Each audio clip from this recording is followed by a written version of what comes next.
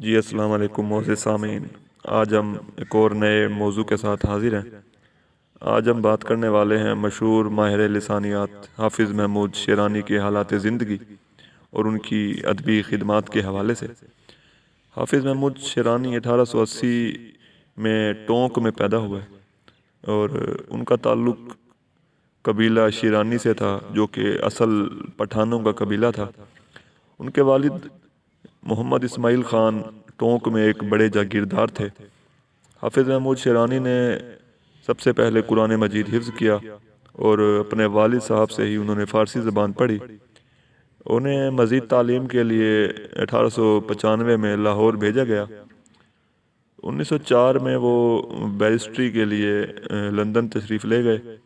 اگرچہ انہوں نے بیرسٹری کا امتحان تو پاس نہ کیا، مگر وہاں جا کر ان میں کلمی کتابوں کا شوق پیدا ہوا اور پھر وہ فرانس یعنی پیرس کے قومی کتب خانے میں 3 مہینے تک کام کرتے رہے اور وہاں پر ان کی ملاقات بعض فرانسیسی اہل علم سے ہوئی، جن کے ساتھ مل کر انہوں نے کلمی کتابوں، تصویروں اور سکوں کی تجارت جو ہے وہ شروع کر دی۔ 1914 میں پہلی جنگ عظیم کے دوران وہ وطن لوٹ آئے اور 1919 میں وہ لاہور تشریف لے گئے اور اورینٹل کالج لاہور میں وہ اردو کے پروفیسر مقرر ہوئے۔ حافظ محمود شیرانی نہایت ہی نیک مزاج، سادگی پسند، خاموش طبع اور کم آمیز انسان تھے، مگر ان کی طبیعت میں تحقیق کا مادہ، تلاش، محنت کا جو ہے مادہ ہمیں نظر آتا ہے۔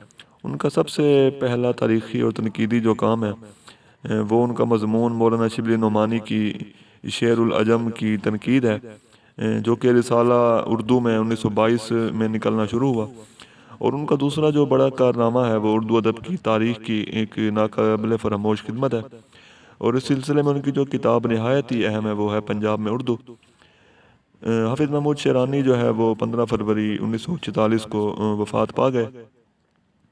پروفیسر شیرانی جو ہے وہ سیاسی واقعات اور ان کی منطقی نتائج پر روشنی ڈالنے کے ساتھ ساتھ اردو اور پنجابی کی لسانی ساخت یعنی صرف و نحو پہ گفتگو کرتے ہیں، اور پھر اپنی کتاب یعنی پنجاب میں اردو میں وہ ان کے درمیان قرابت جو ہے وہ ثابت کرنے کے لیے مزید شواہد اور ثبوت پیش کرتے ہیں۔